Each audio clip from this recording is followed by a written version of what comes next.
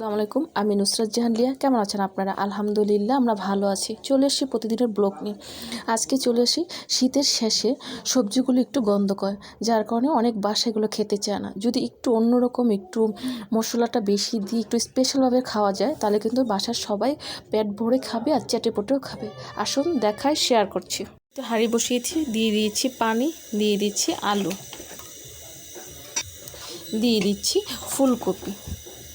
এখন আমি এগুলোকে মোটামুটি 10 মিনিটের মতো সিদ্ধ করে নেব। বেশি সিদ্ধ করব না, 4 ভাগের 1 ভাগ করে নেব। এখানে আমি আর কোনো কিছু দেব না। আর একটু নেব, বেশি সময় নেব না, আর একটু পরে এটাকে নামিয়ে ফেলব। এগুলো সিদ্ধ হয়ে গেছে।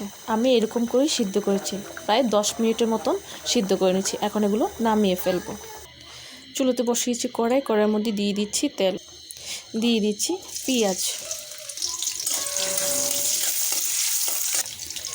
লবণ, ধনিয়া গুঁড়ি, হলুদের গুঁড়ি,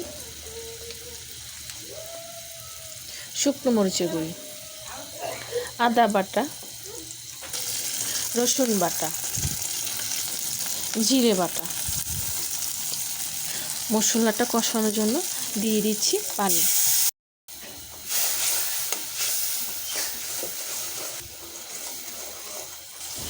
দিয়ে দিচ্ছি টমেটো,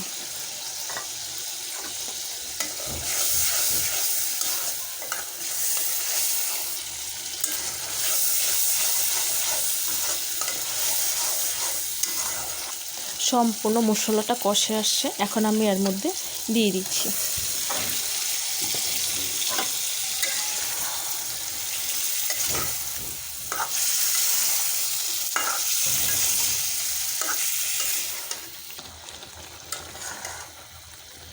একটু আস্তে আস্তে এটাকে নাড়তে হবে। দিয়ে দিচ্ছি 2 কাঁচামরিচ,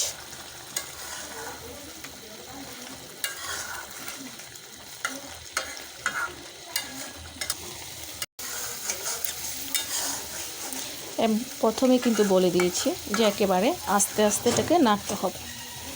এখন আমি এর মধ্যে দিয়ে দিচ্ছি ধনিয়া পাতা,